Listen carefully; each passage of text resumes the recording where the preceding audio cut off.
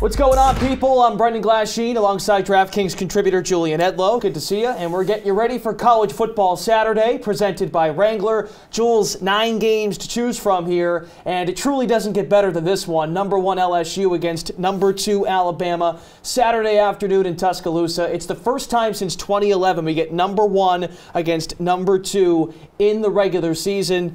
Where are you leaning? Yeah, I mean, this is the game that's been circled all year on the college football calendar, and now it's finally here, and it's number 1 traveling to number 2.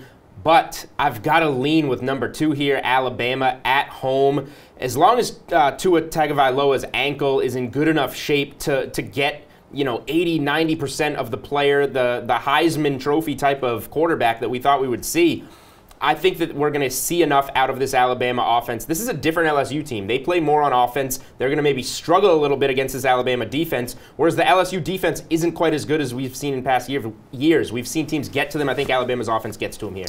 That's an undefeated matchup in the SEC. We've got one in the Big Ten as well. Number 5 Penn State heads to Minneapolis to face number 13 Minnesota. Both squads are 8-0. Do the Golden Gophers upset the Nittany Lions at home and get that resume builder? I think that Penn State's going to wind up getting this one. I think it's going to be another really great game, kind of the appetizer here for the LSU-Bama game to follow. But in the end, I think Penn State is the better team. Great story, great season for Minnesota, but I think they're going to get their first loss here. All right, and one more. Baylor remains atop the Big 12 standings at 5-0 in the conference. Number 11 Bears take on TCU on the road. Any chance here for the Horned Frogs? I think so. I don't think any of us expected Baylor to be 8-0 at this stage.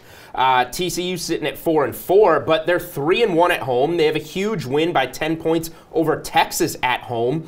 I think TCU can play, especially when they're in their own building, and they're going to be ready for this game, hyped up to take down an undefeated Baylor squad that probably is playing a little bit better than they actually are. That's a look at some of Saturday's top college football matchups presented by Wrangler.